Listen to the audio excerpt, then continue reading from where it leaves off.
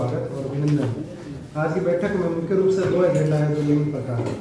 प्रथम एजेंडा है नगर परिषद नागौर के बजट अनुमान वर्ष 2024-25 व संशोधन अनुमान वर्ष 2023-24 पारित करने के संबंध में विचार विमर्श।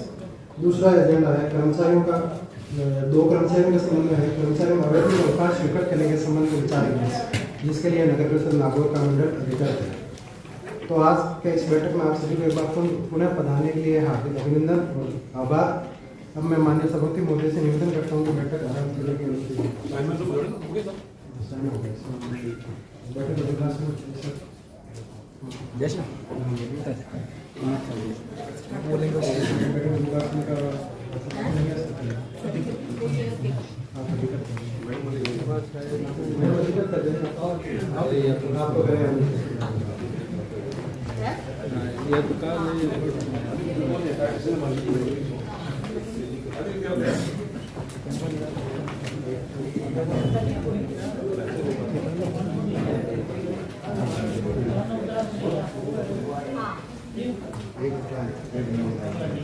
मीटिंग शुरू की जाती है।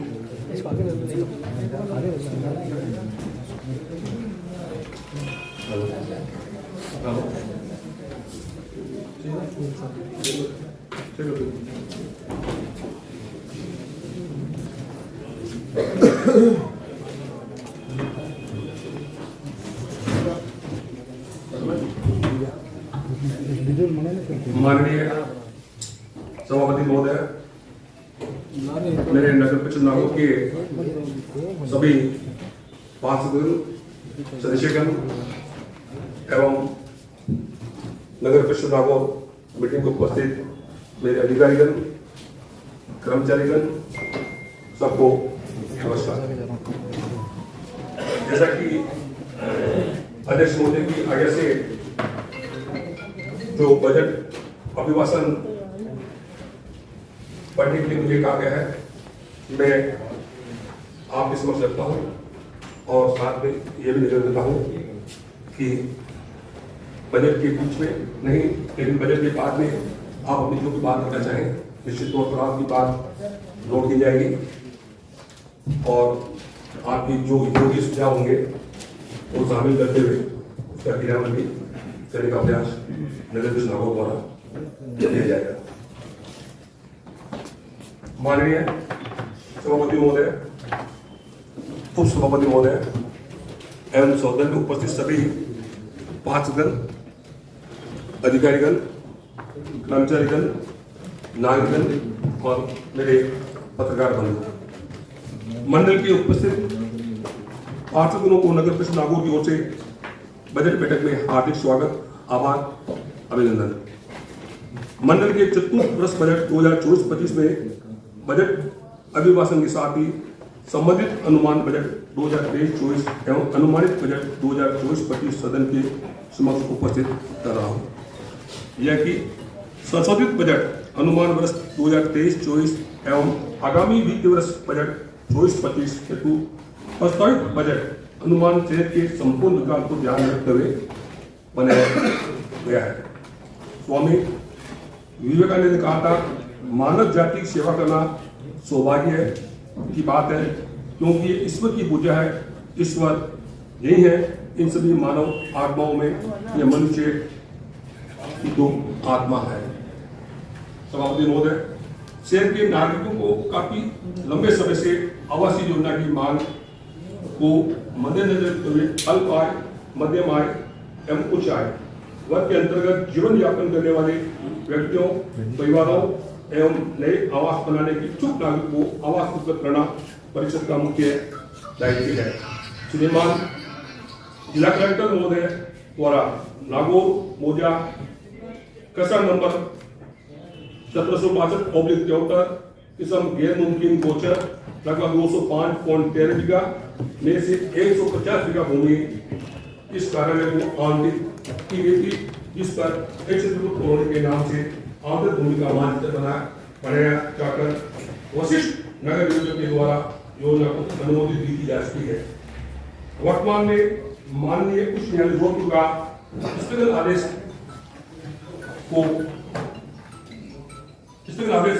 को निरस्त करवाने करवाकर स्थानीय नागरिकों को आवास सुविधा उपलब्ध करवाया जाना प्रस्तावित है। इसमें परिषद को लगभग 30,000 लाख रुपए यानी 3 अरब रुपए आय होने का प्रस्तावित करता हूँ। इस प्रकार खसरा नंबर 430 रकबा 50 बीघा 11वां, खसरा नंबर 572 रकबा 33 बीघा 13वां, खसरा नंबर 73 रकबा 23 बीघा 13वां, खसरा नंबर 381/898 रकबा 5 बीघा 5वां, खसरा नंबर 138 रकबा 6 बीघा, खसरा नंबर 1825 रकबा 81 जैसे 59 बीघा 9 बीघा इस बार नगर परिषद नागौर को आवंटित हस्तांतरित हो गई है। इसमें नगर परिषद द्वारा नगर पालिका भूमि निष्पादन नियम 1974 एवं सरस्वती नियम 2020 के प्रावधानों के अंतर्गत आवासीय एवं वैसे योजना बनाकर आवंटित औद्योगिक नीलामी की जाएगी। इसके परिषद की अनुमान आई 9,850 लाख रुपए होने का अनुमान है। साथ ही नगर परिषद की खुली पड़ी जमीन की सुरक्षा के लिए कारबंदी चारदीवारी इत्यादि बनाया जाना प्रस्तावित है। सभापति महोदय, नगर परिषद की आर्थिक स्थिति सुदृढ़ करने को नगर परिषद क्षेत्र में कहीं राज्य भूमि रिक्त पड़ी है जिस पर अनावश्यक रूप से अतिक्रमण कब्जे हो रहे हैं, जिस पर उनको नगर परिषद में हस्तांतरण करने को शासन सचिव महोदय जयपुर के प्रधान के द्वारा दिनांक 15/4/2022 के द्वारा समस्त जिला कलेक्टर को नगरीय सीमा व प्रेरक के समस्त राज्य और निकाय हस्तांतरित किए जाने के संबंध में निर्देश प्रदान किए गए थे, जिसके तहत इस कार्यालय द्वारा जलीय पत्रकार दिनांक 15/7/21 के द्वारा खसरा नंबर अंकित राज्य भूमि को निकाय के नाम से हस्तांतरण करने को निर्देश दिया गया था। इसी क्रम में स्मरण पत्र दिनांक 28/10/2021 दिनांक 15/3/2022 दिनांक 7/4/2023 द्वारा उन्हें खसरा हस्तांतरण हेतु निवेदन किया गया था, जिसके संबंध में आज दिनांक तक कोई खसरा नगर निकाय नागौर को हस्तांतरण नहीं किया गया है। खसरा हस्तांतरण के संबंध में श्रीमान जिला कलेक्टर द्वारा इस कार्यालय से आज दिनांक तक कुछ पत्राचार किया गया है, जिसके कारण कुछ कस्बों पर मौसम काबिज आम लोगों को पट्टे में वंचित है। उक्त राज्य भूमि निकाय को हस्तांतरण करने से रिक्त भूमियों को विकसित कर निकाय की आर्थिक स्थिति सुदृढ़ की जा सकती है, जिसमें शहर का विकास करवाकर आम जन को राहत प्रदान की जा सकती है। साथ ही खसरा नंबर 381 रकबा 3.18 हेक्टर, खसरा नंबर 383 रकबा 2.95 हेक्टर भूमि आवश्यक अनुमानित योजना तैयार कर श्रीमान जिला कलेक्टर महोदय को हस्तांतरण को दिया जाना प्रस्तावित है। सभापति महोदय, नगर परिषद नागौर का कार्यालय बहुत ही पुराना है। स्टाफ एवं संसाधनों की आवश्यकताओं को मद्देनजर रखते हुए कार्यालय भवन बनाया जाना है। इस संबंध में सदन को अवगत कराना चाहता हूँ। वर्तमान में संचालित बाबूलाल मॉडल स्कूल अथवा नई आवासीय कॉलोनी में नगर परिषद कार्यालय भवन बनाया जाना प्रस्तावित है, जिस पर अनुमत राशि 1500 लाख रुपए यानी 15 करोड़ रुपए व्यय होंगे। कार्यालय भवन निर्माण में व्यय होने वाली राशि राज्य सरकार के अनुदान के रूप में स्वीकृत हेतु निवेदन किया जाए। निजी आय से निर्माण प्रस्ताव सदन के समक्ष प्रस्तुत करता हूँ। महान स्वतंत्रता सेनानी लोकमान्य बाल गंगाधर तिलक का कथन भी सुनाता हूँ कि समस्या सिद्धांत संसाधनों या क्षमता की कमी नहीं, किंतु इच्छा शक्ति कमी है। सभापति महोदय, सार्वजनिक निर्माण विभाग राष्ट्रीय उच्च मार्ग खंड नागौर के माध्यम से केंद्र सरकार की स्वीकृति के अनुसार नागौर जिला मुख्यालय पर विजय बल्लभ चौराहे से मूंडवा चौराहे होते हुए मालासर तक डिवाइडर एवं फोर लाइन बनाने कार्य सार्वजनिक निर्माण विभाग द्वारा करवाया जा रहा है, जिस पर अनुमानित 3100 लाख रुपए वह है। कार्य पूर्ण होने पर नागरिकों को आवागमन में सुविधा का लाभ मिलेगा। सभापति महोदय, नगर परिषद नागौर के निर्वाचित पार्षद की अभिशंसा पर कार्य की वरीयता के अनुसार निर्माण एवं विकास कार्य करवाए जाएंगे, जिसके प्रस्तावित बजट के मध्यवार अलग अलग राशि व्यय किए जाने के प्रस्तावित करता हूं। सभापति महोदय, नगर परिषद नागौर में बावला रोड पर कचरा नंबर 75 के मृत पशुओं की हड्डियों, मलबा इत्यादि के निस्तारण के लिए कार्कस प्लांट की डीपीआर बनाई जा चुकी है। डीपीआर के अनुसार मृत पशुओं को हड्डियों, मलबा इत्यादि के निस्तारण को कार्कस प्लांट लगाए जाने हेतु निविदा जारी कर कार्कस प्लांट स्थापित किया जाए, जिसमें मृत पशुओं की हड्डियों, मलबा इत्यादि का निस्तारण हो सके।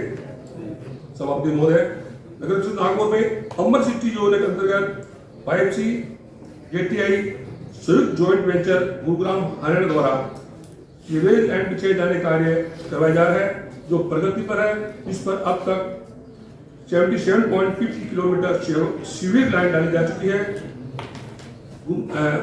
4910 मेन रोड बनाए गए हैं। 4180 घरेलू सिविल कनेक्शन भी करवाए जा चुके हैं तथा दुलाई के पास सीवेज ट्रीटमेंट प्लांट का हाउसिंग बोर्ड के पास पंपिंग स्टेशन निर्माण कार्य प्रगति पर है। योजना पर लगभग 5360 लाख रुपए खर्च हो चुके हैं। संबंधित फर्म को कार्य सुचारू रूप से मार्च 2024 तक पूर्ण करने को पाबंद किया जा चुका है। इसके अतिरिक्त बावला रोड पर 8 MLD STP का अपग्रेडेशन का कार्य मेल जियो मिलर के माध्यम से करवाया जा रहा है। इस पर अब तक 265.65 लाख रुपए व्यय हो चुके हैं एवं कार्य प्रगति पर है। पूर्व प्रधानमंत्री अटल बिहारी वाजपेयी ने कहा था, एक व्यक्ति को सशक्त करना देश को सशक्त करना है और ये सशक्तिकरण देश एक आर्थिक प्रगति एवं शील समाज बदलाव एक संभव है। सभापति महोदय, नगर परिषद नागौर में शेष सिविल लाइन के क्षेत्र में अमर 2 योजना के अंतर्गत प्रथम चरण में रेल लाइन के पश्चिम रेना में से काजी हाउस से जोधपुर की तरफ वाले हिस्से में इसमें Sanjay colony, Shriram colony, Jatoli area, Shastri Nagar, Veer Teja colony, Chandranagar, Shastri Basti इत्यादि हिस्से में सीवरेज लाइन बिछाए जाने कार्य में EMS लिमिटेड नई दिल्ली की करवाया जा रहा है। इसकी कुल लागत 55 करोड़ रुपए है, जिसमें से 42.71 किलोमीटर सीवरेज लाइन, 1465 मैनोल निर्माण कार्य के साथ ही 2191 घरेलू सिविल कनेक्शन के साथ ही बाजी रोड पर आकाशवाणी पर 3 MLD एक्सप्रेस एवं रामपुर से बना हुए 3 MLD STP का निर्माण कार्य करवाया जाना प्रस्तावित है। अब तक 26.14 किलोमीटर सीवरेज लाइन बिछाई जा चुकी है। 12 मेन बनाए गए हैं तथा प्रस्तावित एक्सप्रेस STP का निर्माण कार्य प्रगति पर है, जिस पर अब तक 6.2 करोड़ रुपए रह चुके हैं। कार्य 22/3/2025 तक पूर्ण होने की संभावना है। इसमें उप क्षेत्र के निवासियों को सीवरेज लाइन कार्य मिल सकेगा। सभापति महोदय, नगर परिषद क्षेत्र में अमर 2 के अंतर्गत बक्सा सागर तालाब का पुनर्वास कार्य में 192 लाख रुपए 1 करोड़ 5 लाख रुपए खर्च की स्वीकृति राज्य सरकार से प्राप्त हुई है। इसके अनुसार निविदा पूर्ण कर मैसर सुरेश सिंह कॉन्ट्रैक्टर नागौर कार्य आदेश जारी किए गए हैं। इसमें अब तक करवाए गए कार्यों में 71 लाख रुपए व्यय चुके हैं। कार्य प्रगति पर है, जिसके अंतर्गत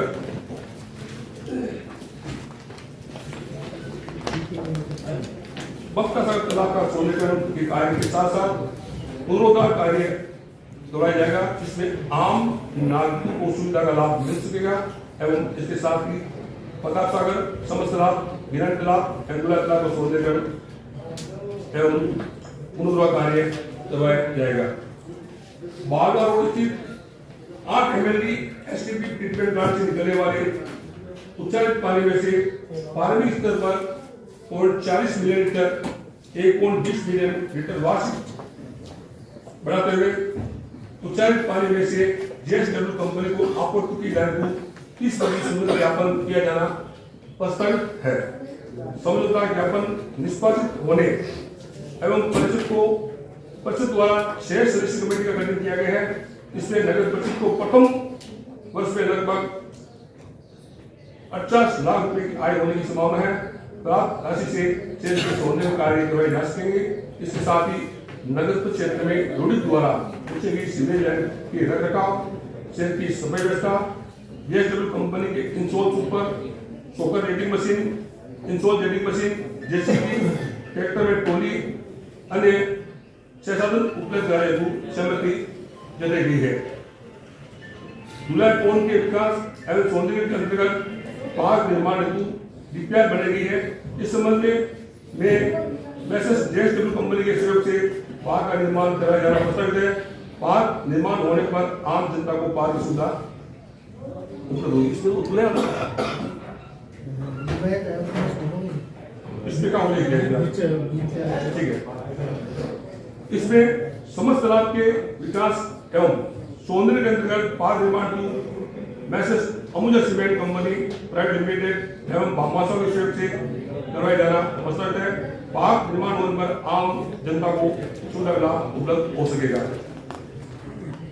सभापति महोदय, नगर क्षेत्र में स्थित पार्कों का विकास एवं सौंदर्य कार्य वरीयता के आधार पर मैं प्रस्तावित करता हूं, जिसका प्रस्ताव संबंधित मत में प्रस्तावित किया गया है। सभापति महोदय, नगर क्षेत्र में स्थित नई कॉलोनी में रोड लाइट वरीयता के लिए विद्युत लाइट जगह रोड लाइटें लगवाने जाने संबंधित। सभापति महोदय, नगर क्षेत्र में स्थित जल भराव वाले स्थित क्षेत्र बच्चा खाना, आधुनिक बाड़ी, गाड़ी खाना, दूल्हा इत्यादि स्थलों से जल निकासी की व्यवस्था सुनिश्चित की जाने के लिए डीपीआर बनाकर आवश्यक कार्य करते हुए जल भराव वाले स्थलों से आम जनता को निजात दिलाई जाएगी। सभापति महोदय, वर्तमान में पंडित जवाहरलाल नेहरू राज्य चिकित्सालय चिकन रोड पर संचालित किया जा रहा है। ये चिकित्सालय शहर से लगभग 5 किलोमीटर दूर में स्थित होने के कारण आम जन को चिकित्सा सुविधा का समय पर लाभ नहीं मिल पाता। स्थानीय नागरिकों की मांग एवं जिला कलेक्टर से नगर क्षेत्र में स्थित पुराने श्री रामबल राष्ट्रीय चिकित्सालय परिसर में मातृ एवं शिशु स्वास्थ्य केंद्र स्थापित किए जाने के संबंध में चिकित्सा विभाग जयपुर से स्वीकृति प्राप्त हो चुकी है, जिसके अनुसार चिकित्सा में आवश्यक रखरखाव का मरम्मत कार्य प्रगति पर है। इसके माह अप्रैल 2024 तक पूर्ण होने की संभावना है। मातृ एवं शिशु केंद्र स्थापित हो जाने पर महिलाओं एवं शिशुओं को जवाहरलाल नेहरू राज्य चिकित्सालय के बजाय उप केंद्र पर संपूर्ण सुविधा प्राप्त हो सकेगी। सभापति महोदय, राज्य सरकार द्वारा नगर नागौर में सभी कर्मचारियों की 160 पद सृजित कर प्रशासनिक एवं वित्तीय स्वीकृति जारी की गई है। नए सृजित पदों पर राज्य सरकार के निर्देश अनुसार भर्ती किया जाना प्रस्तावित करता हूँ। सभापति महोदय, नगर परिषद नागौर में विकास कार्य तथा CC road, BT road, CC block इत्यादि कार्यों की गुणवत्ता जांच कार्य स्तर पर करे तो गुणवत्ता जांच मशीन कराकर कार्यालय के तकनीकी कर्मचारी अधिकारी से जांच करवाई जाकर भुगतान से पूर्व जांच कमेटी के निर्धारित प्रारूप रिपोर्ट ली जाकर तकनीकी अधिकारी की जवाबदेहिता तय की जाएगी ताकि कार्य गुणवत्ता बनी रहे। सभापति महोदय, नगर परिषद नागौर क्षेत्र में विभिन्न स्थानों पर सीवरेज चैम्बर के ढक्कन सड़क के नीचे जाते हैं। इसमें सीवरेज लाइन ब्लॉक होने की पर सफाई कार्य करवाने में बाधा उत्पन्न होती है। उक्त कार्य हेतु मेटल डिटेक्टर मशीन व चैम्बर ढक्कन खाने हेतु सक्शन मशीन किया जाना प्रस्तावित करता हूँ। सभापति महोदय, नगर परिषद नागौर के क्षेत्र में सफाई व्यवस्था में लगे ऑटो डिपर ट्रैक्टर पर कार्यालय के वाहनों निगरानी हेतु सभी वाहनों में जीपीएस उपकरण लगाया जाना प्रस्तावित है। सभापति महोदय, नगर परिषद नागौर में शहर के आम नागरिक को राहत प्रदान करने हेतु कार्यालय में शिकायत निस्तारण हेतु हेल्प डेस्क सेंटर स्थापित कर रोड लाइट, सीवरेज, साफ सफाई, अतिक्रमण संबंधी शिकायत व जीपीएस निगरानी कार्य संपादित करने व शिकायतकर्ता को शिकायत पंजीयन क्रमांक आवंटन कर शिकायत का निस्तारण निर्धारित समय अवधि में कराया जाना प्रस्तावित है। सभापति महोदय, नागौर शहर के नकाश दरवाजा से रेलवे चौराया व पूर्ण अस्पताल तक पिछी 11,000 किलोवाट की विद्युत लाइन को अंडरग्राउंड करवाने जाने को संबंधित विभाग को पाबंद किए जाने बाबत श्रीमान जिला कलेक्टर महोदय नागौर को लिखा जाकर इस सौंदर्यकरण नगर परिषद नागौर द्वारा कराया जाना प्रस्तावित है। इस संदर्भ में ये बता दूं, पूर्व में भी श्रीमान जिला कलेक्टर महोदय को उक्त लैंड को अंडरग्राउंड कराने को लेटर भेजे जा चुके हैं। जो ही स्वीकृति प्राप्त होगी तो उसका कार्य भी करवाया जाएगा। सभापति महोदय, राज्य सरकार द्वारा 7 प्रकार की सेवाएं ऑनलाइन आवेदन सुविधा शुल्क की गई है। वर्तमान में राज्य सरकार द्वारा शेष 6 सेवाओं को ऑनलाइन आवेदन प्रक्रिया शुरू कर दी गई है। इसमें से एक आम नागरिकों का निस्तारण निर्धारित समय में संभव हो सकेगा। सभापति महोदय, नगर विकास के पार्षदों को बकाया मानदेय राशि में से 1 वर्ष का भुगतान शीघ्र प्राप्त होने पर राज्य वित्त आयोग मद की राशि में से किया जाएगा। शेष मानदेय भुगतान शीघ्र प्राप्त हो जाएगा। जो भी इसमें भी ये निवेदन करूं कि पिछले 5 माह में राज्य सरकार द्वारा हमें किसी प्रकार का अनुदान प्राप्त नहीं होगा, उसे पूर्व से अनुदान प्राप्त नहीं होगा। जो भी अनुदान प्राप्त होगा, प्रथम जो पार्षद के मानदेय पत्र है, ऐसी कोई जानकारी है, लगभग 1-2 साल हो गए हैं।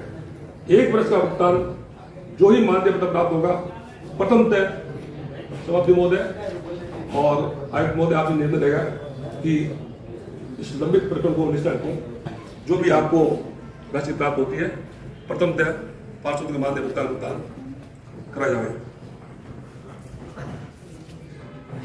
भाषण का समापन पूर्व प्रधानमंत्री अटल बिहारी वाजपेयी की पंक्तियों से कहना चाहूंगा कि बाधाएं आती हैं, आए गिरे पल्ले की ओर घटाएं, पांवों के नीचे अंगारे, सिर पर बरसे आदि ज्वारे, निज हाथों में हंसते आग लगाकर जलना होगा, कदम मिलाकर चलना होगा।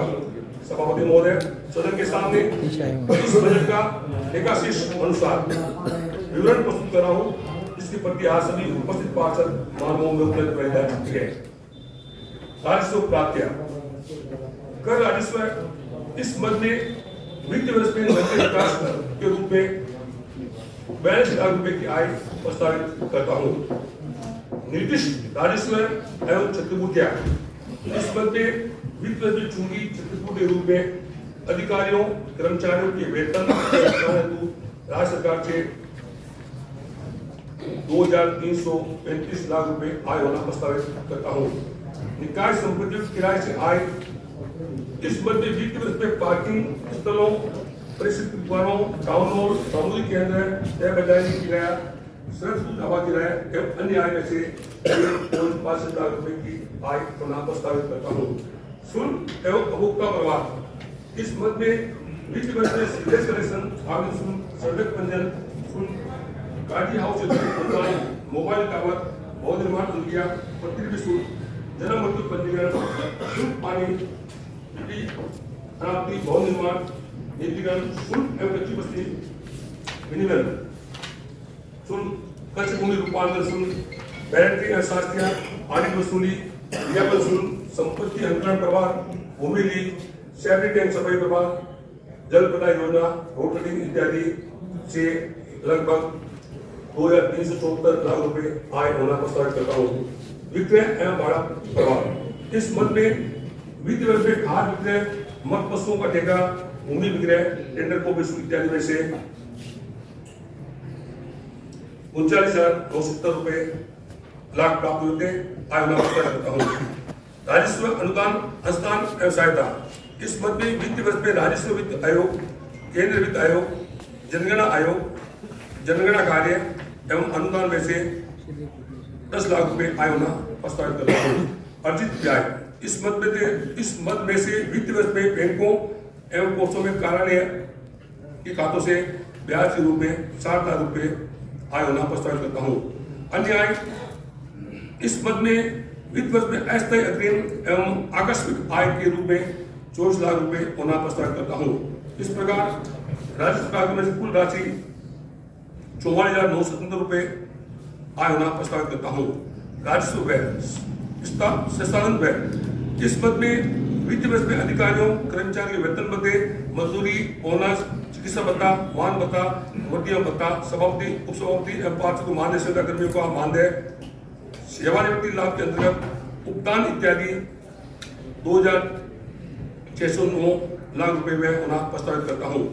प्रशासनिक व्यय इस मद में वित्त वर्ष में पंप, रूम किराया, विद्युत बिलों का भुगतान, पानी बिलों का भुगतान, सूचना पेय का भुगतान, टेलीफोन मोबाइल बिलों का भुगतान, डाक टिकटों का भुगतान, न्यूज़पेपर, पुस्तकें, मुद्रण लेखन सामग्री, कंप्यूटर लेखन सामग्री, यात्रा एवं परिवहन व्यय, पेट्रोल डीजल का भुगतान, मानव बीमा, ऑडिट फीस, विद्युत शुल्क, सरकार व्यय, विज्ञापन व्यय इत्यादि, सदस्यता व्यय, अनुदान, औषधि फिनाइल एवं आकस्मिक व्यय पर कुल राशि 674.70 लाख रुपए होना प्रस्तावित करता हूँ। परिचालन एवं साधारण इस पद में वित्त वर्ष में सड़कें, प्रकाश व्यवस्था, बाग नर्सरी, उद्यान, झील, तालाब, पार्किंग स्थल, सार्वजनिक शौचालय, कार्यालय भवन, आवासीय भवन, फर्नीचर एवं शिक्षक, विद्युत उपकरण, कार्यालयहीन उपकरण, संरक्षण एवं चित्रांकन उपकरण, गंदे पानी निकासी हेतु पंप सेट इत्यादि, कचरा परिवहन एवं सफाई कार्य, जानवरों के चारा इत्यादि अन्य कार्यों की मरम्मत हेतु साधारण पर कुल 6,350 रुपये व्यय होना प्रस्तावित करता हूँ। ब्याज एवं वित्तीय व्यय इस पद में वित्तीय वर्ष में हुडको से प्राप्त होने वाले ऋण एवं पुनर्भुगतान एवं ब्याज तथा बैंक व्यय से कुल 50 लाख रुपए व्यय होना प्रस्तावित करता हूँ। कार्यक्रम व्यय इस पद में वित्तीय वर्ष में निर्वाचन उत्सव मेला आयोजन पर कुल 1.20 लाख रुपए व्यय होना प्रस्तावित करता हूँ। राजस्व अनुदान, हस्तान एवं सहायता इस पद में वित्तीय वर्ष 10 लाख रुपए व्यय होना प्रस्तावित करता हूँ। विविध व्यय इस पद में वित्तीय वर्ष में आयकर, जीएसटी, रॉयल्टी, सेस कर इत्यादि करने के लिए 1,075 लाख रुपए होना प्रस्तावित करता हूँ। इस प्रकार राजस्व व्यय मद पर कुल 10,864 लाख रुपए होना प्रस्तावित करता हूँ। पूंजीगत प्राप्तियां विशिष्ट उद्देश्यों के लिए अनुदान इस मद में वित्त वर्ष में केंद्र राज्य सरकार से अनुदान के रूप में सड़क व नाले निर्माण, राष्ट्रीय शहरी आजीविका मिशन, विधायक निधि, सांसद निधि, पंचम राज्य वित्त आयोग, 15वें वित्त आयोग, स्वच्छ भारत मिशन, अमर सिद्धि योजना, प्रधानमंत्री आवास योजना, शहरी एवं जलभराव के निस्तार को विशेष अनुदान, मुख्यमंत्री विशेष अनुदान, इंदिरा रसोई योजना, इंदिरा गांधी शहरी रोजगार गारंटी योजना में 13,595 लाख रुपए आय होना प्रस्तावित करता हूँ। प्राप्त निक्षेप इस पद में वित्त वर्ष में ठेकेदारों के धरोहर निक्षेप, सूचना निक्षेप, दोषपूर्ण गुणवत्ता के अंतर्गत 400 लाख रुपए आय होना प्रस्तावित करता हूँ। अन्य देयताएं इस पद में वित्त वर्ष में कर्मचारी देयता के अंतर्गत सकल देय, वेतन देय, उपदान देय, अवकाश, नदीकरण, आयकर, जीएसटी, रॉयल्टी, सेस कर एवं अन्य कटौतियां 925 लाख रुपए होना प्रस्तावित करता हूँ। इस प्रकार समस्त पूंजीगत आय मदों में से 14,920 लाख रुपए आय होना प्रस्तावित करता हूँ।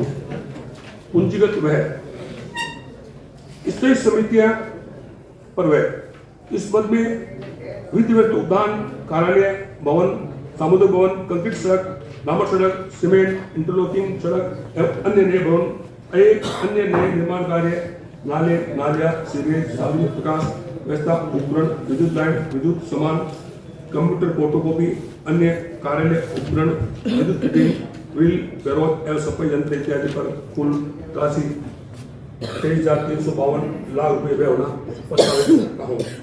विशिष्ट परिणाम व्यय इस मद में वित्त वर्ष में सड़क व नालों के कार्य, राष्ट्रीय शहरी रोजगार आजीविका मिशन, विधायक निधि, सांसद निधि, पंचम राज्य वित्त आयोग से विकास कार्य, 15वां वित्त आयोग से विकास कार्य, स्वच्छ भारत मिशन योजना, इंदिरा गांधी शहरी रोजगार गारंटी योजना, अमर सिटी योजना, प्रधानमंत्री आवास योजना, इंदिरा रसोई योजना, जलभराव क्षेत्रों के निस्तारण कार्य, मुख्यमंत्री विशेष अनुदान के अंतर्गत कार्य करवाए जाने पर कुल राशि 13,595 लाख रुपए व्यय होना प्रस्तावित करता हूँ। ऋण अग्रिम एवं निक्षेप व्यय इस मद पर वित्त वर्ष में अस्थायी अग्रिम हेतु 50 लाख रुपए मैं होना प्रस्ताव करता हूँ। ऋण अग्रिम एवं निक्षेप विरुद्ध समुचित प्रावधान पर वह इस मद में वित्त वर्ष धनराशि निक्षेप अन्य निक्षेप 552 लाख रुपए मैं होना प्रस्ताव करता हूँ। इस प्रकार समस्त पूंजीगत राशि में से 36,503 लाख रुपए मैं होना प्रस्तावित करता हूँ। इस प्रकार से वर्ष 2022-23 वार्षिक वर्ष 2023-24 के संशोधित एवं आगामी वित्त वर्ष 2024-25 का बजट 6,17,91 लाख रुपए प्रस्ताव अनुमोदन एवं सदन के समक्ष प्रस्तुत कर रहा हूं।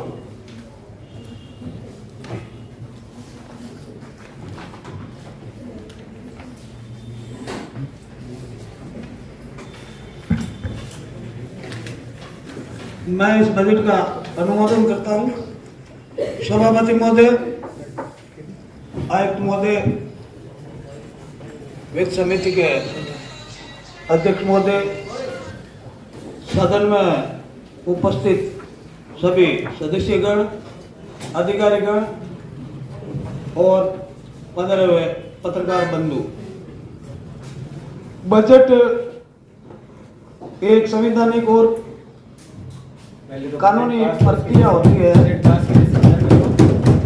उसके तहत हर साल बजट पेश किया जाता है, परंतु जो बजट पेश किया जाता है उसको ईमानदारी से धरातल पे उतारना हमारी जिम्मेदारी बनती है। तो मैं ये आशा करूंगा कि जो बजट पढ़ा गया है वो आने वाले 1 वर्ष में ईमानदारी से धरातल पे उतारने का कार्य हम सभी मिलकर करेंगे। और बख्ता सागर जो पार्क का अभी आपने बजट में जिक्र किया, वो लगभग 8 साल पहले कार्य प्रारंभ हुआ था,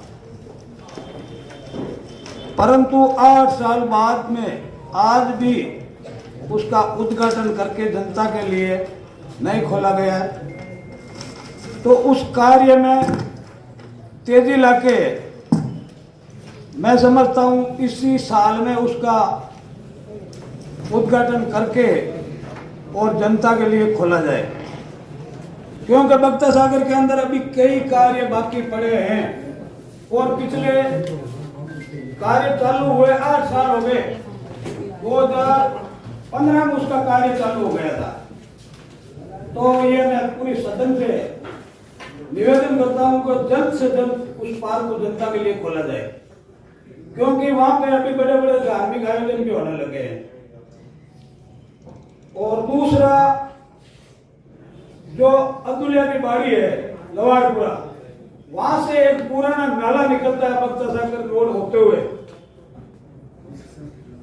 जिसको बनाए हुए लगभग 25-30 साल हो गए और वो नाला पूरी तरह डैमेज भी हो गया। अभी उसके पाइप जगह जगह से फूटे हुए पड़े, जो अपने अब्दुल्ला निकल के रोड होते हुए जाता ना, अपने पिंपले खान तक आता है,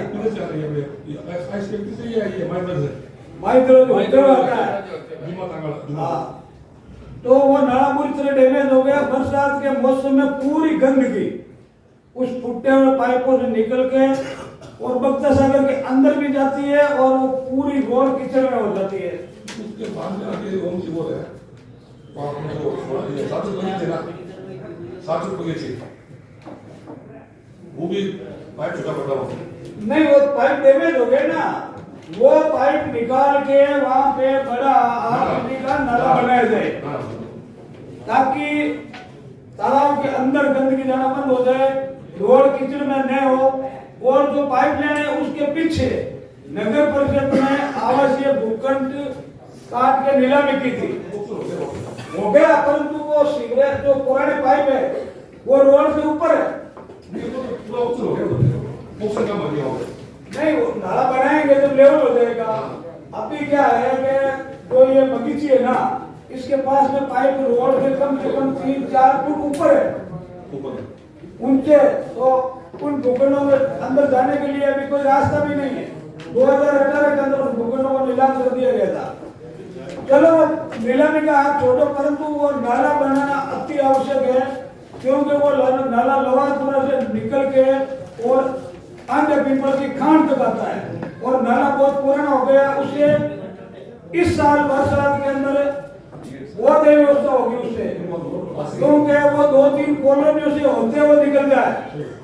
बक्ता सागर, राटुआ, भाई दरवाजा, कर्मी कॉलोनी होते हुए आगे जाता है। तो ये अगर नाला नहीं बना तो लोगों में बहुत बड़ी समस्या खड़ी हो जाएगी। तो ये विशेष तौर से बजट के अंदर ही प्रायोरिटी में सबसे पहले उस नाले को निकल जाए, क्योंकि वो 4-5 वार्डों से होते हुए निकलता है। इस नाले निर्माण से होने पर जो नगर पालिका को बड़ा नुकसान हो रहा है, उससे बचा जा सकता है। ये पानी की निकासी ढंग से होने से जो तालाब विकास कार्य हो रहे हैं उसमें बहुत ज्यादा नुकसान इस नाले में से हो रहा है। ये बात सही है। तो मैं भी चाहता हूँ कि इस नाले को निर्माण है तो प्रथम प्रायोरिटी से इस प्रकार से पानी निकासी की जाए, ये प्रयास किया जाना चाहिए। वो ये नाला अंडरग्राउंड आरसीसी का नई टेक्नोलॉजी के हिसाब से बनाया जाए। मंदिर पार्क में ठीक है, बोलिए दो, आप बोलिए। यानी उसकी डीपीआर बना के नाला बहुत बड़ा है, लवारपुरा से या अन्य पीपल की खान तक आता है। तो इसको प्रथम प्रायोरिटी में लिया जाए। नाला और बक्ता सागर पार्क का आपको बता दिया। और जो बहालवा के पास में जो एसटीपी बन गई है, वो भी 7-8 साल पहले उसका कार्य प्रारंभ हो गया था। उसके पास में भी ठोस कचरा प्रबंधन का भी लगा हुआ है। उसकी मशीनें भी 2-2.5 साल पहले आ गई, परंतु अभी तक विकास में जो लगे अधिकारी हैं उनकी लापरवाही चाहे समझ लो, वो कबाड़ हो रही है बड़ी बड़ी।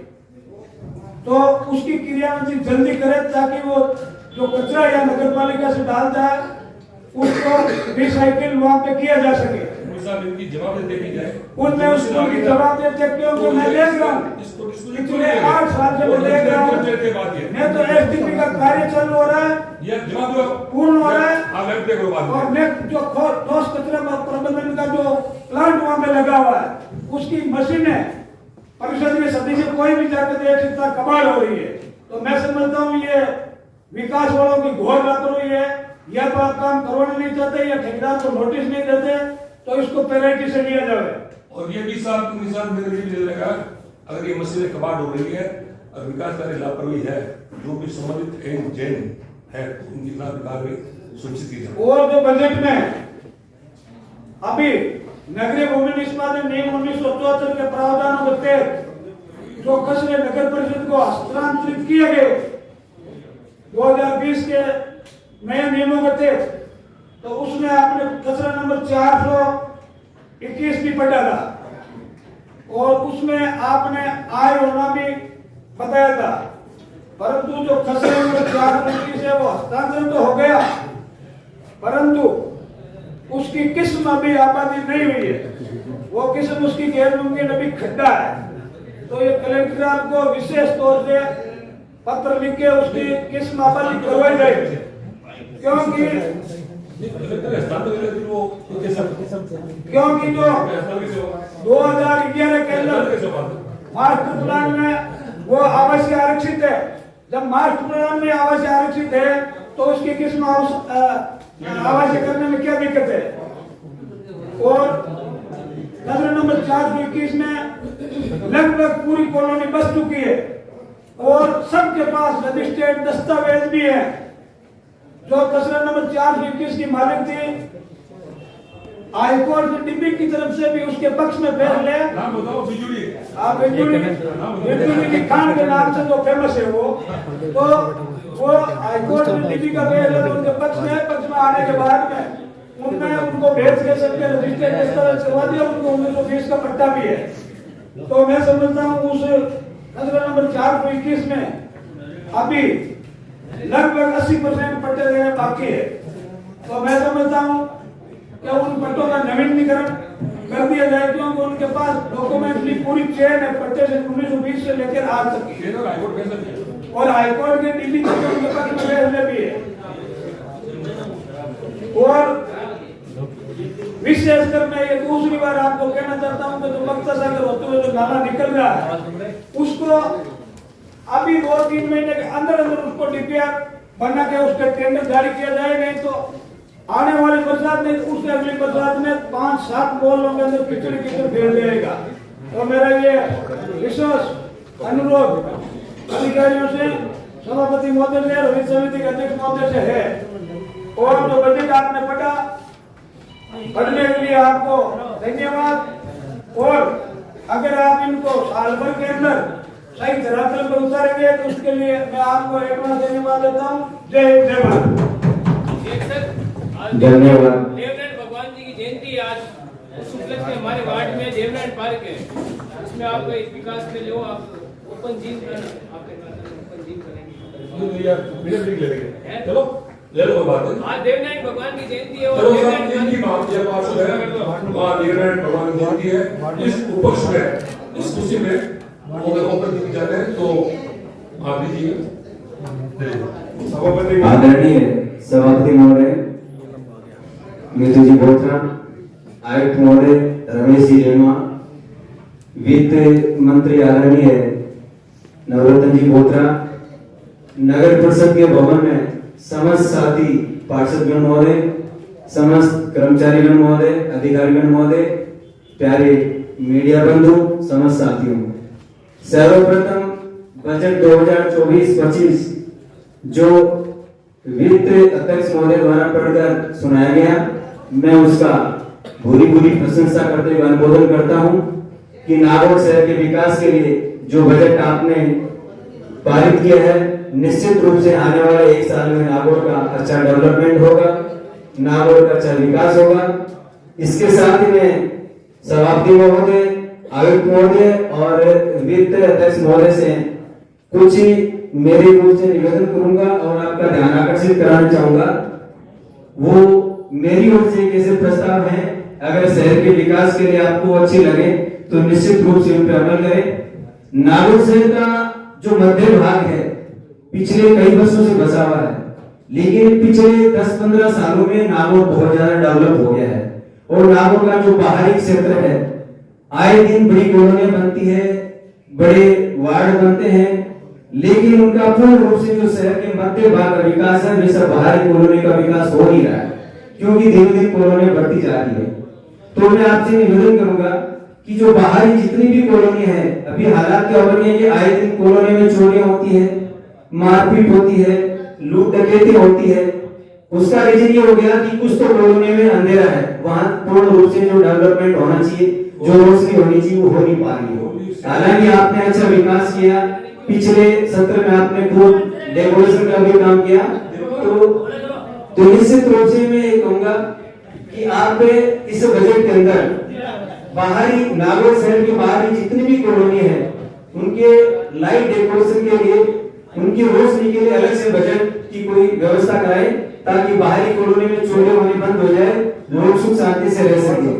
आप शहर के हैं, आप ये बात बोलिए शहर के साथ। मैं शहर के साथ ही कह रहा हूँ, नहीं कि शहर के अलग कह रहा हूँ, मैं यही कह रहा हूँ शहर के साथ। दूसरी बात, जो राजपूत कॉलोनी है शहर के 1 नंबर वार्ड की, उसमें पिछले करीब 20 सालों से सीवरेज की मुख्य लाइन गुजर रही है, लेकिन दिए अंधेरा वाली बात है, अभी भी उस कॉलोनी के अंदर सीवरेज का कोई प्लान नहीं बना, किसी भी व्यक्ति के सीवरेज का कनेक्शन नहीं होगा, नहीं है सर। मैंने कहा भी था, आपके एनसा भी बैठे हैं, इन्होंने पहले लोक टिकाऊ सिस्टम में उसको बजट में लिया था, नहीं सेकंड पेज में थे सर, और जो नक्शा आपने नगर परिषद में लगा उसमें पहले उसको यस किया था, बाद में पता नहीं क्या इनका सिस्टम रहा, उस कॉलोनी को उन्होंने आउट ऑफ लिस्ट कर दिया। तो ये गलत है। अगर जिस कॉलोनी का आज इतना सेकंड पेज में था फिर आउट कैसे हुआ? नहीं, हम बस 2 के फर्स्ट पेज में सेकंड पेज में आ गए। फर्स्ट पेज में 2 के 2 पेज है, वो फर्स्ट पेज चल रहा है। बनाया तो पूरा था, लेकिन ये बात क्यों कह रहे हैं? सेकंड पेज में था फिर आपने डिलीट कर दिया। सेकंड के 2 पार्ट दो पार्ट है। जब हमें नक्शा दिया गया, जब हमें लेटर दिया गया, उसमें शामिल था राजपूत कॉलोनी का पार्ट, लेकिन उसके अंदर जब इन्होंने संशोधन करके और जब सीवरेज धरातल पे उतरने लगी तो उसको आउट ऑफ लिस्ट कर दिया। पहले कहा कि सड़कें भी नहीं बनेगी क्योंकि सीवरेज बनेगी, और जब सीवरेज शुरू तो बोले अब सीवरेज भी नहीं बनेगी, तो हम तो सड़कों से भी गए, सीवरेज से भी गए। तो मैं आपका विशेष तौर से ध्यान आकर्षित कराना चाहूंगा कि जो मेन सीवरेज की लाइन गुजर रही है और दिए लेने वाली बात है, उसको पहली प्राथमिकता में लेकर, क्योंकि बहुत बड़ी कॉलोनी है, 1000 लोगों की बस्ती है, नागौर शहर का पूरा सरकारी दफ्तर उसी सीवरेज लाइन के पास में से गुजर रहा है, तो निश्चित रूप से इसको प्राथमिकता मिले। एक जो सबसे बड़ी समस्या चल रही है कि पिछले बजट के अंदर कुछ ऐसे कचरे 161, 162, 163/97 उस कचरे के अंदर करीब 500 घरों के लोग निवास कर रहे हैं, लेकिन वो नगर परिषद आवंटन में नहीं लिए गए, जबकि पिछली बार लिए गए थे और ये था कि निश्चित रूप से उनको पट्टे आवंटित हो गए।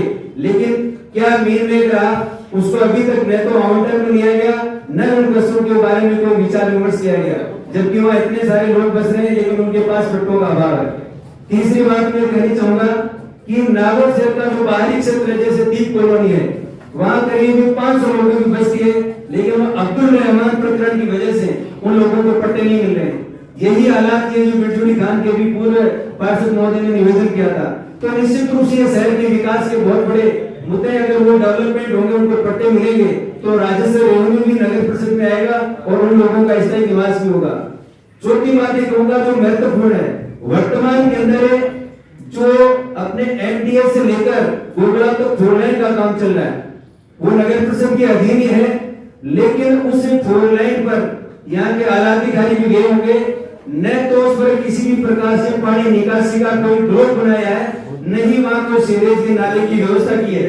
तो पीडब्ल्यूडी का है, लेकिन उसमें नगर परिषद के एएन एक्शन की भी मॉनिटरिंग है कि शहर अपना है, शहर अपना है, उसका सौंदर्यीकरण, उसकी व्यवस्था अपनी जिम्मेदारी है।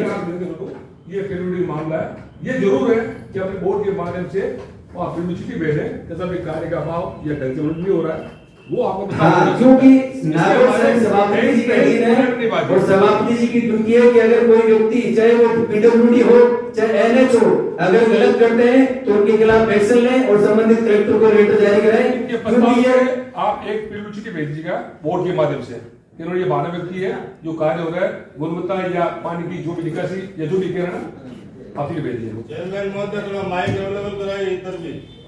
हाँ, निश्चित रूप से माइक आएगा। तो मैं सभापति महोदय, आयुक्त महोदय और वित्त अध्यक्ष महोदय से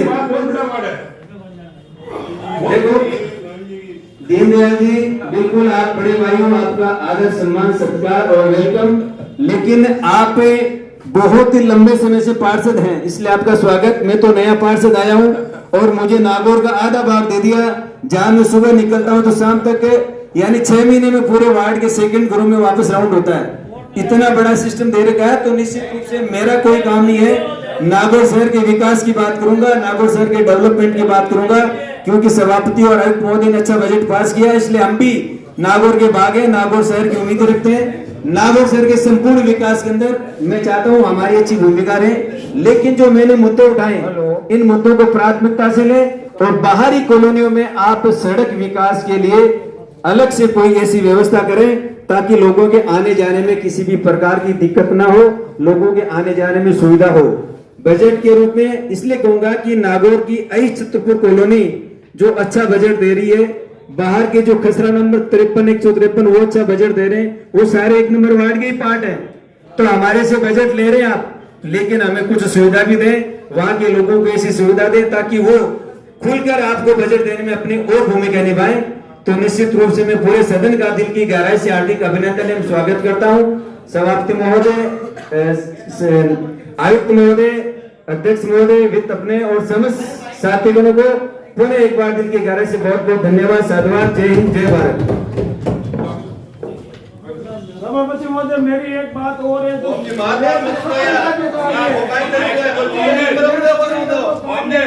वो टाइम पर नहीं हो रहा है, मशीन मांग रहे हैं तो अरे यार एक बार बोल लो बोल रहे अरे और भी पार्षद हैं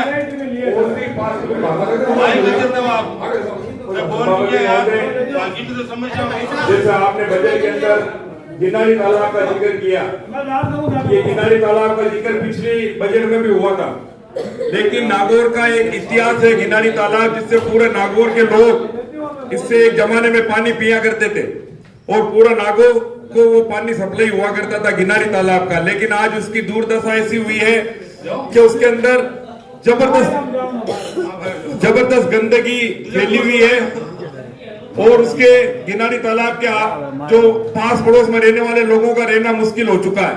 जबरदस्त बदबू आती है उसमें और बहुत ही गंदा हो चुका है। और जब भी हम वो गिनारी तालाब से नगर परिषद की ओर से पानी निकाल कर सफाई की जाती है, लेकिन वो वक्त ऐसा होता है जो अनकरीब बरसात के दिन होते हैं, थोड़ा बहुत पानी निकलता, पैसा हमारा फजूल चला जाता और वो वापस बरसात आके वो वापस भरी जाती है गिनारी तालाब। तो आप गिनारी तालाब पर भी विशेष तौर पर ध्यान दें। जिस तरीके से बत्ता सगर का सौंदर्यीकरण किया हम उसकी तारीफ करते हैं, तो सराहनीय काम किया। इसी तरह नागौर के इतिहास का ये गिनारी तालाब भी बहुत पुराना है, जिससे पूरा नागौर शहर पानी पिया करता था। आज इसके हालात बहुत खराब है और अड़ोस पड़ोस में रह नहीं सकते, उसमें भयंकर बदबू आती है। तो उसकी वास्तव में सौंदर्यीकरण कराएं और जिस तरीके से एक प्लान बनाकर वहां पर भी कोई गार्डन वगैरह बनाए, उसमें भी मंदिर बहुत से हैं, बगीचियां और भी पर्यटक स्थल है, जिसके सौंदर्यीकरण होगा तो नागौर का इतिहास के अंदर एक अच्छा नाम हो सकता है। तो मैं नगर परिषद के सभापति महोदय से ये उम्मीद करता हूं कि आप मेरी बात पर गौर करेंगे। और दूसरी बात यह कि जिस तरीके से वार्ड में जो हमने सड़कें बनाई है सीसी रोड की, वहां पर आए दिन वाटर वर्क्स वाले खोद के उनको उनकी में खड्डे कर देते हैं, लेकिन जिस तरीके से पेच वर्क हम ये जो रोड होती है डंबर वाली, इसमें पेच वर्क करवाते हैं, इसी तरह कोई प्रावधान करें ताकि उनमें भी पेच वर्क हो सके, ताकि लोगों को आने जाने में परेशानी ना हो। ये बहुत बड़ी मेरे मोहल्ले के अंदर समस्या, अग्रवालों की पूरी गली खुदी हुई है, आप जाकर देख सकते हैं। 20 जगह इतने बड़े बड़े खड्डे हैं जिससे लोगों को परेशानी होती है आने जाने में, खासकर जो बूढ़े लोग हैं वो चल नहीं पाते। 20 करीब खड्डे ऐसे हैं जहां पर वाटर वर्क्स ने खोद के और उनको डैमेज कर दिया। तो आप लोगों से गुजारिश है कि आप ये का ध्यान दें। बहुत बहुत धन्यवाद। धन्यवाद गोविंद जी, आपने जो बातें रखी मैं उनसे बहुत पसंद हूँ। आप हमेशा हित की बात करते हैं शहर की, लेकिन हमारा भी कहीं एक छोटा ही बड़ा क्षेत्र है, बढ़ली भी एक पिछड़ा हुआ क्षेत्र है। मैंने बढ़ली की वार्ड नंबर 1 की बात करते हैं, इसमें वार्ड नंबर 1 की बारीक क्षेत्र वार्ड नंबर 1 की बात करते हैं, पूरा बारीक क्षेत्र जो शहर का है। हाँ तो थोड़ा वो धन्यवाद आपको, थोड़ी हमारी भी सुन लीजिए सभापति महोदय जी। सबसे पहले अभी जो मकबूल भाई ने जो कहा गिनानी का, और मकबूल भाई आप जिस रास्ते से आते हो गिनानी की तरफ, वहाँ एक मेरा वार्ड आता है किदवई कॉलोनी। पिछले 2 महीने से सीवरेज लाइन पूरी जाम हो रखी है। हमने यहाँ पे आला अधिकारियों से बात की, कोई सुनवाई नहीं। अगर वो स्टॉल गाड़ी मांगते हैं तो कोई कहता है जय सिंह जी से कहो, जय सिंह जी से कहते हैं तो मकबूल जी को कहो, मकबूल जी कहते हैं कि चेयरमैन साहब को कहो। इस तरह से गाड़ी कभी आती नहीं है और सारी जनता वहाँ परेशान है। और ये हालात मेरे बढ़ली के हैं। आपसे हाथ जोड़ के विनती है सभापति महोदय, आज ही तुरंत प्रभाव से मेरे वहाँ वार्ड का मौका निरीक्षण करके और मेरे निजात दिलाएं वो सिविल लाइन जाम से। बहुत परेशान है लोग, समय पे गाड़ी आती नहीं, भेजते नहीं, फोन उठाते नहीं। ये थोड़ा सिस्टम खराब है। थोड़ा आप बजट की मीटिंग में ये भोजन किया था, एक कॉल सेंटर में स्थापित करेंगे, उसकी जवाब तय करेंगे वास्तव में। सीवरेज है, पानी है, जो भी अपने मेन चीजें हैं वो स्थापित कर रहे हैं। आप कह रहे हो बात सही है, वहाँ ये चलता रहता है। जब कॉल सेंटर हुआ ना, वहाँ आज भी रहेगा। तो आप करो ना सर, एक व्यवस्थित करो। एक बार फोन करता है ना तो वो ठेकेदार फोन उठाता है, और नंबर 2 आपकी जो कचरे की गाड़ियां भी नहीं आती है। आए दिन परेशानी, 55 दिन कचरे की गाड़ी नहीं घूमती है वहाँ। ये बात फैक्ट है। तो आपको ये बताना बहुत जरूरी था।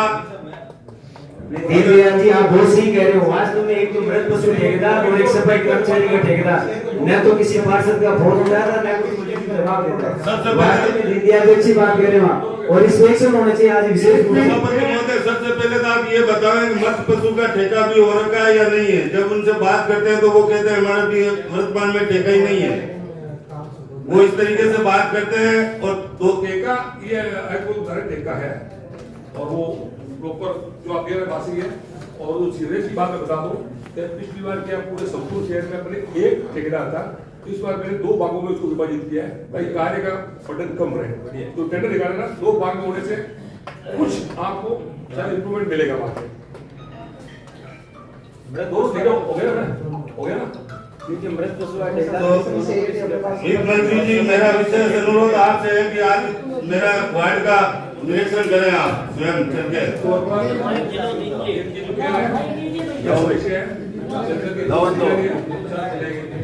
धन्यवाद।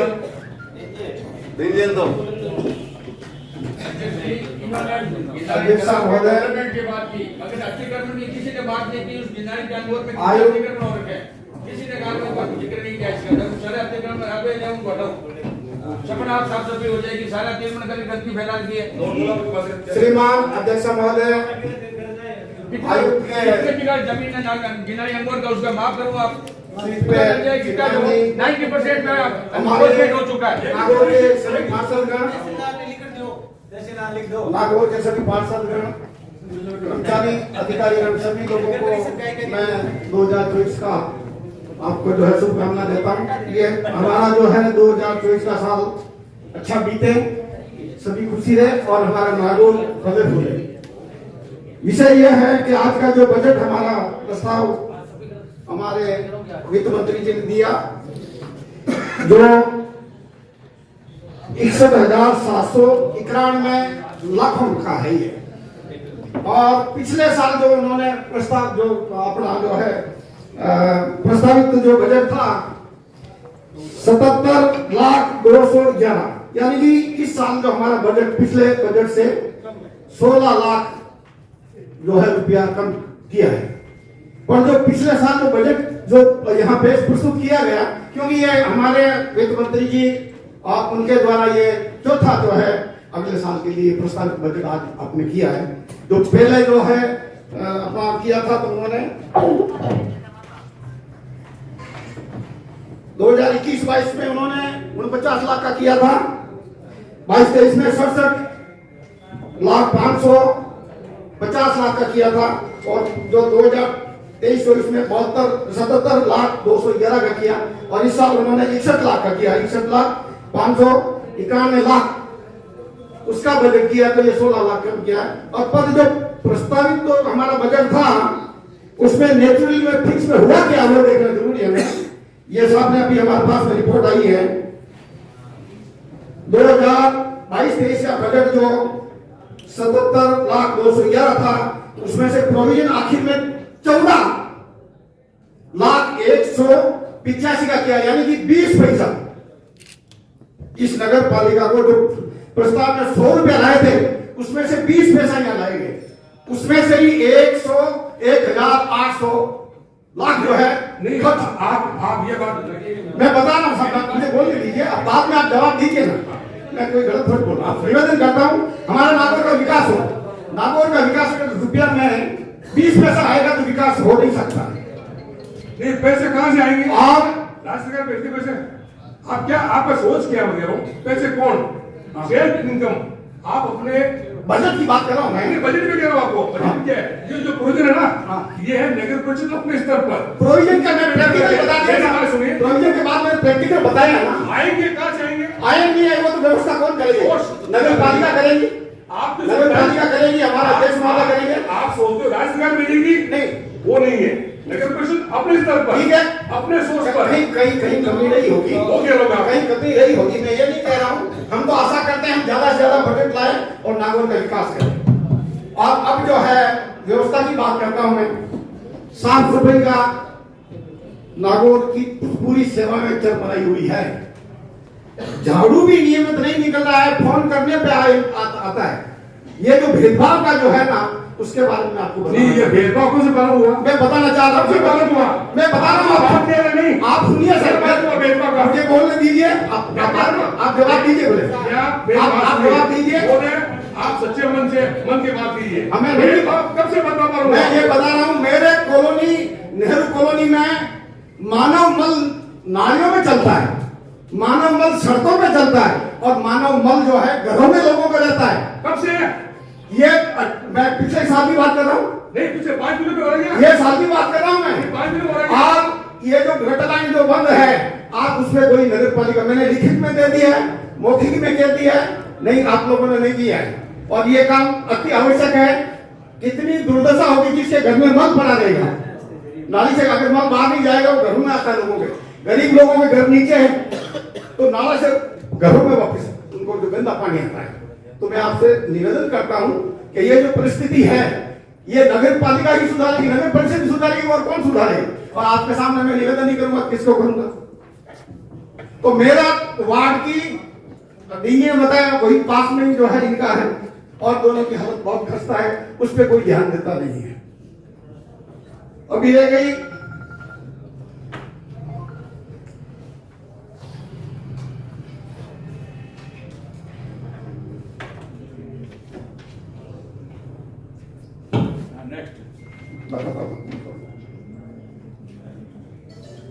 सड़कों की। मेरी 2 सड़कें पिछले जो है प्रस्ताव में पास हुई थी, जब भी जो है पायल गहलोत पास चेयरमैन थी, उस टाइम में भी वो 2 सड़कें जो बनाई, उसकी दोनों सड़कें आधी छोड़ दी, पूरी नहीं बनाई है। मैं उनको कोई धन्यवाद नहीं देना चाह रहा हूँ, पर उन्होंने पट्टे जो जारी किए गरीब लोगों को, वो सराहनीय काम उन्होंने किया। और जब पट्टे जारी दिल्ली आप क्या कहना चाह रहे हो? पट्टे जारी किए, पट्टे वोटर जारी नहीं किया। मैं आपकी नजर क्यों बोलेगी? मैं आपका कहा कह रहा हूँ, क्या मतलब आप कहेगा? मैं ये कह रहा हूँ, आप इतनी बात कह रहे हो, मेरी बात सुनिए। मैं इसलिए कह रहा हूँ 20 मेंबरों के सामने नारोजी ने मुझे बोला आपकी ना सड़क बनेगी ना आपको पट्टे मिलेंगे, ये किसको अधिकार देंगे? मैं कह रहा हूँ अगर आपकी भावना रोक रहेगी तो काम नहीं होगा। नहीं होगा तो नहीं होगा काम। ये जायज बात नहीं है। आप भेदभाव कर रहे हो, आप भेदभाव कर रहे हो, आप क्या बोल रहे हो? आप भेदभाव कर रहे हो। आप क्या बोल रहे हो? दिवाली को लाइटें मांगी, आप आगे क्या बोल रहे हो? मैंने दिवाली को लाइटें मांगी, बजट की बात करो। मैंने दिवाली को लाइटें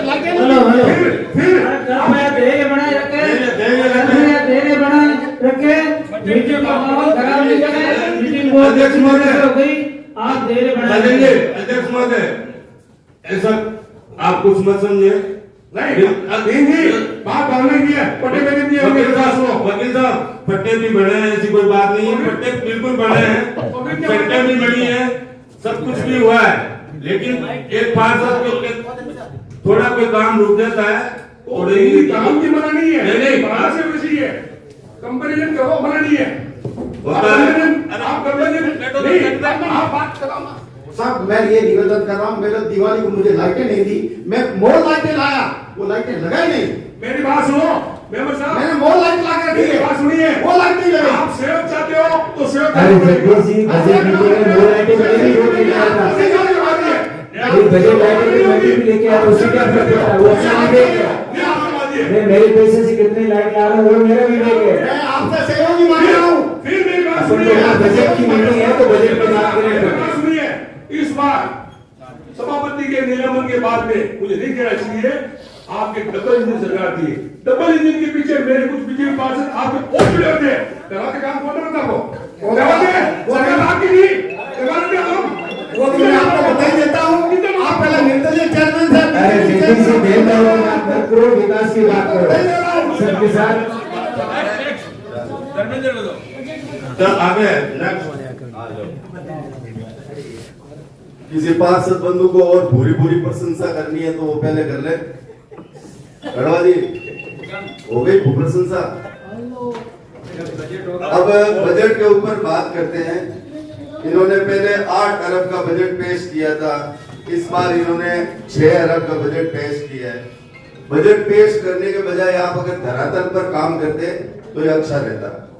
नगर परिषद की सबसे बड़ी समस्या है शहर की सीवरेज की। जैसे बहुत से पार्षदों ने बताया भी है और मैं भी आपको अवगत कराना चाहता हूं कि नागौर में सबसे बड़ी समस्या, लोग टूटी हुई रोडों पे चल रहे हैं और भी चल लेंगे, पर घरों के अंदर जो ये गंदा पानी जा रहा है, ये सीवरेज ब्लॉक हो रही है, वो लोग सहन नहीं करेंगे।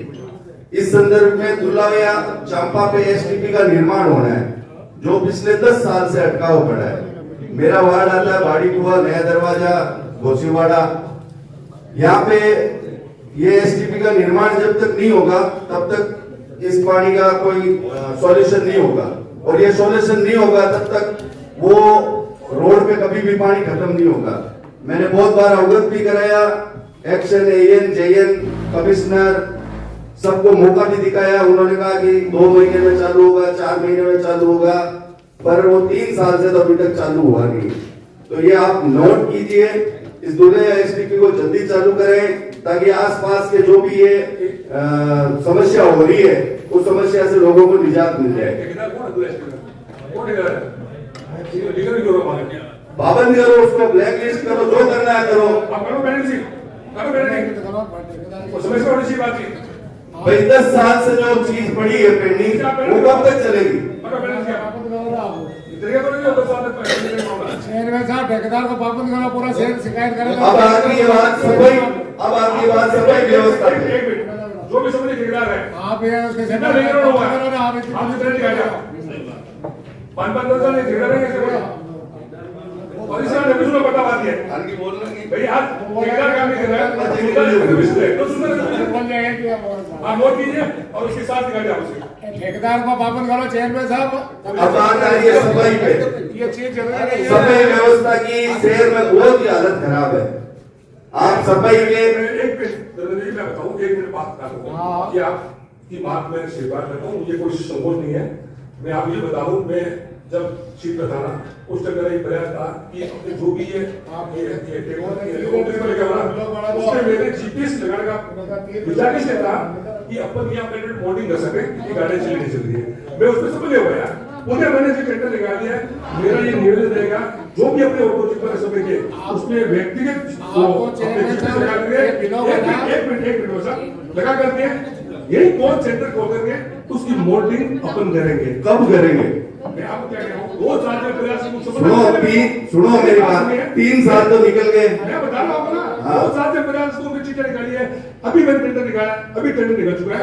इसको सबको बढ़ावा नहीं करेंगे आप, तभी तो ये कब तक हो जाएगा? टाइमिंग तो बताएं। टेंडर निकाल दिया मैंने, कह दिया टेंडर जीपीएस का निकाल दिया। देखो सुनो मेरी बात, ये टेंडर की जो अपन बात कर रहे हैं ना, तो ये जो बजट आपने पेश किया, यही बजट हम 3 साल से यही बजट सुनते हैं। भाई न तो कोई मशीनरी क्रय हुई है, आपने कहा ये मशीनरी क्रय। मेरी बात सुनिए, आप कह रहे बात मानता हूँ, बजट की पालन नहीं हुई। आप ये भी बताइए, जब कोरोनी ऑक्सीजन हो रही थी, स्टेट कौन लेके आया था, किसने बजट को रोका? आप इस पर विचार कीजिए। आप अगर राजनीतिक भावना से बात नहीं करते हैं तो आज स्टेट कौन हुआ था? आज जो कोरोनी बजट आता इस पर लगता, लगता कोई भी व्यक्ति लेके आया होगा, किसने रोका? कौन लेके आया? कोई भी लाएगा।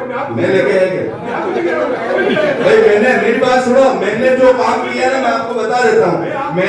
मैं हाईकोर्ट गया हूँ, इस बोर्ड के खिलाफ हाईकोर्ट गया था, और क्या कारण था कि बोर्ड की मीटिंग नहीं होती थी। सुनो मेरी बात, और आज भी वही रवैया है। आप ये बताओ, एज पर लॉ कानून के हिसाब से कितने महीने में बोर्ड की मीटिंग करानी अनिवार्य है? 3 साल में कितनी बोर्ड की मीटिंगें हुई है? मैं उस पैटर्न बात नहीं कर रहा हूँ, आप बजट की बात कर रहे हैं, वो आपको कह रहा हूँ। तो आप कह रहे हो तो मैं उस पर बिना बजट की बात पे आप आ रहे हो, तो मैं भी बता रहा हूँ आपको बोर्ड की मीटिंग क्यों नहीं होती है। आपको व्यक्ति कह रहा हूँ, बजट की बात आ रही है, बजट की जो आय होनी चाहिए। तो फिर ये 3 साल में ये बजट होता ही है, कोई इस बजट का कोई मतलब ही नहीं है। भाई जब अपन कुछ कर ही नहीं सकते हैं तो ये 8 अरब 10 अरब अखबार में 60 अरब लिख दो, उसमें क्या? आप ये आंदोलन कर रहे हो, मेरी बात सुनो। हम 5.5 दिन सस्पेंड थे, कोई चेयरमैन था, बजट की बहुत बात कर सकता था। भाई उस चेयरमैन ने तो नागौर शहर के लिए इतना काम करवाया। आप शहर की जो रोडें कभी नहीं बनी ना, उस चेयरमैन ने बनाई थी। उस चेयरमैन कुछ नहीं करवाया, आपकी मंशा बोल रही आपकी। भाई चेयरमैन ने पक्षपात से काम किया। देखो पक्षपात का 1 मिनट लीजिए। अरे आपसे मैं बात ही नहीं कर रहा हूँ ना, कुछ नहीं आपको कोई बात नहीं। आप अपनी बात करते ना, या नहीं किया? पक्षपात, आप पक्षपात की बात करते हो तो पक्षपात तो मेरे साथ हो रहा है। डबल इंजन की सरकार थी कांग्रेस। अरे डबल इंजन की सरकार थी तो डबल स्पीड से काम हुआ था, डबल स्पीड से काम हुआ था। आप ये नहीं कह सकते हो क्या? जो सड़कें कभी नहीं बढ़ी ना वो 5 महीने में बढ़ी है। आप एक डबल लेते हैं और फिर वही बात, 5 महीने में जो काम हुआ ना वो 2.5 साल में नहीं हुआ। ठीक है, अब आप पक्षपात की बात कर रहे हो ना, मेरी बात सुनो। बोल रहा आप एक मिनट आप 5 मिनट दे रहे हो। आज इस टेबल पर 5 महीने का अधिकार और फिर 2.5 साल का अधिकार क्या खर्चा हुआ है आपसे बात बता रहे। देखो खर्चा करना आपके हाथ में, खर्चा करे उससे जो विकास हुआ ना, विकास में खर्चा दिखा तो नहीं, क्या दिखा बताओ? हमें तो दिखा नहीं। और अब सुनो, और उस टाइम किस बात का होगा मुझे कोई आवश्यकता नहीं है। आप टेंडर बोलते हैं, देखो टेंडर, अरे सुनो, आप टेंडर की बात करते हो ना, कोई बात नहीं, आप टेंडर की बात करते हो, टेंडर पे आ जाते हैं भाई। अभी जो टेंडर निकाले हुए थे उससे पूर्व आपने वो टेंडर निरस्त क्यों किए? उसके पूर्व है, आप क्यों किए उससे पूर्व क्यों किया? भाई? आप भेदभाव की बात कर रहे हो ना, मेरी बात सुनो। भेदभाव पूर्व क्या किया आपने? किसने? उससे पूर्व है हाँ। के निलंबन से जो टेंडर निकले थे वो किन पार्षदों थे? किसके थे? एक बात आप बीच में बोलो, आप बीच में मत बोलो, नीचे बैठ जाओ। मैं आपसे बात नहीं कर रहा हूँ, आप नीचे बैठ जाओ। आप देखो नीचे बैठ जाओ, आपने बात समझो नहीं क्यों? आपको ना पक्षपात की बात करते हो ना, बताओ आप हो कौन? जो आप पक्षपात करोगे लगेगा उसको सुनना पड़ेगा। आप हो कौन? पहले 70 लाख रुपए का बजट हुआ था, पहले वाले बजट बन रहा है। आप नीचे बैठ जाओ। मेरे 70 लाख आपकी पूरे पूरे का 70 साल में उसके अंदर पूरा का पूरा मेरे आप सभापति हो गया, आप सभापति हो गया, आप सभापति हो गया, मैं कह रहा हूं सभापति हो गया। सबके साथ करो, पक्षपात की बात करो, सबके साथ करो। मेरा भी कोई बात नहीं, आप वो करो जो जायज बात हो। आप आगे नहीं पक्षपात की बात करते हो। मेरा 70 लाख का बजट आ गया जो 5 साल का झोंकूंगा। मुझे बताओ कौन हो आप? पक्षपात की बात कर रहे हो ना, या पक्षपात की बात कर रहे हो? 70 लाख का बजट आप सुन क्या थे? ये 70 लाख का बजट पास होना चाहिए। आप उससे बात करो, बजट पास वित्त कमेटी के चेयरमैन और सभापति से बात कर रहा हूं। आपकी कमेटी का वो से बात करो ना, सेक्रेटरी नहीं बोल रहे हो। सेक्रेटरी ने एजेंट के बात करो, दूसरी बात मत ये साहब, कमिश्नर साहब, अरे आपको टाइम दिया था ना, आपने कल थोड़ी क्वेश्चन बोल रहे हो। Budget pass, budget pass, hello भाई मेरी बात सुनो कड़वा जी, वो अपने बजट का बजट हुआ था उस पे श्रीमान जिला कलेक्टर महोदय आमदन के द्वारा ये तय किया गया था कि उसको बोर्ड के माध्यम से लेने का और इस साथ में तो मैं बोर्ड बता रहा हूँ राज्य सरकार को ये लेटर भेज जाए किसका फ्लोर के बारे में, और संविदा के तौर पर अगर हम सक्षम है तो 15% उसको ले सकती है। ये है माननीय सभापति महोदय के निर्देशानुसार आज की बैठक के दूसरे बिंदु जो नगर परिषद नागौर के 2 कार्मिकों के अवैतनिक अवकाश स्वीकृति के संबंध में है। प्रथम कार्मिक है श्री पन्नालाल सनोप श्री मुकनाराम गोदारा, सभी कर्मचारी है जो अध्ययनरत रहने के कारण 948 दिन के लिए अवैतनिक रहते हैं। उसके संबंध में डीएलपी से मार्गदर्शन प्राप्त हो गए हैं और लीव विदाउट पे स्वीकृति के लिए बोर्ड में रखा जाता है। दूसरा कर्मचारी है श्री किशोर सनोप राधेश्याम घनसा, जिनकी मृत्यु हो चुकी है। उनके भी 771 दिवस का अवैतनिक अवकाश स्वीकृत किया जा रहा है, जिसमें मानव दृष्टिकोण को ध्यान में रखते हुए डीएलपी से प्राप्त आदेश अनुसार बोर्ड के समक्ष स्वीकृति हेतु रखा जाता है।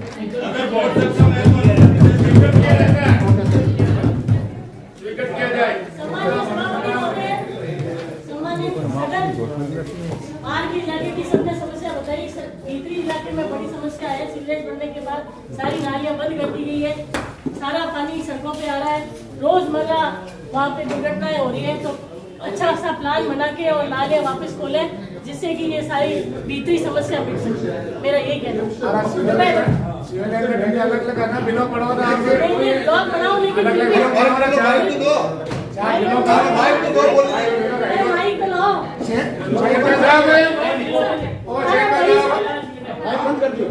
वाइट तो बंद करते हैं, ये बिलो बना आपने कितना बना हुआ है नागौर सिविलियन का संविधान के पहले एक भाग में ठेका था, अब 2 भागों में ये 4 में करो तो 2 में कैसा है? शेष भाग नहीं करता। भीतरी इलाका आपका भी है, 40-50% लोग हैं। 4 करोड़ का फर्क पड़ा ठेकेदार और एक बार निवेदन है, जब टेंडर की प्रक्रिया प्रारंभ होगी, टेंडर हो गया ना, 2 भागों में मिलेगा, तो उसको एक बार तो नहीं कर सकते, या दोबारा आप हो ना, इसके बाद में तो इसको बना दो, भीतरी इलाके की बहुत बड़ी समस्या है कि नालियां सारी बंद कर दी है। भाजपा की सरकार है, सब जगह मैं आपसे पूछ नहीं रही,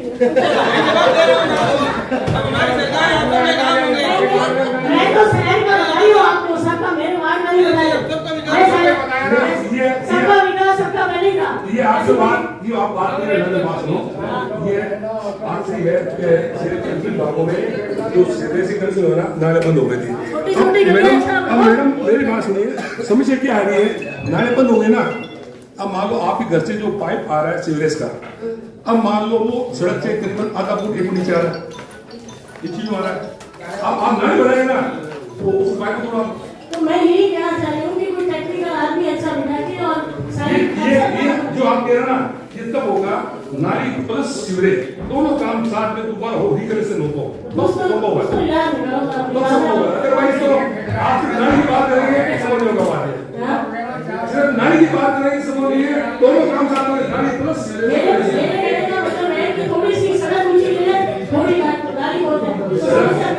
सड़क ऊंची लेने से मेरी बात सुनिए, कुछ मकानों के लेवल का आए हुए हैं, वो विरोध करेंगे, ऐसे बहुत सारे आपको मकान मिलेंगे अपने वार्ड में जो सड़की लेवल पे वर्तमान में है, अगर सड़क और ऊपर लेंगे आप तो उनके मकान बनाया जाएगा। ऐसा है कि ज्यादा देरी आने की जरूरत नहीं है, जल्दी ले लो, केवल पानी निकालना है, बाकी तो सीमेंट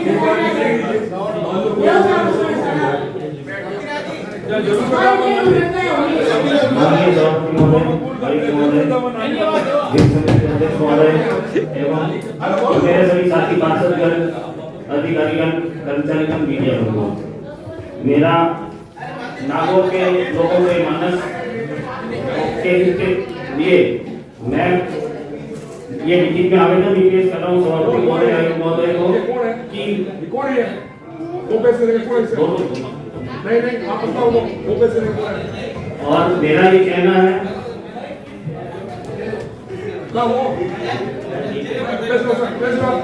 मेरा ये कहना है कि वर्तमान श्रीराम चौराहे के नाम से नामांकित किया जाए और वहाँ पे नामांकन लिखा भी जाए श्रीराम चौराहे के।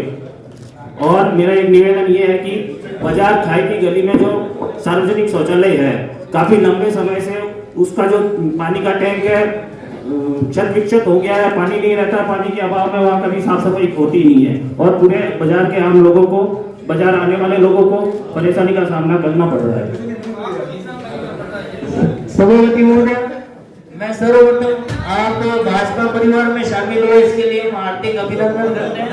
साथ में इतिहास में हुई भूल के लिए आज किसी से बदला लेने का समय नहीं है। मैं आपसे ये आग्रह करूंगा कि जो सामुदायिक भवन बना हुआ है हाउसिंग बोर्ड का, उसके अंदर काफी समय से जो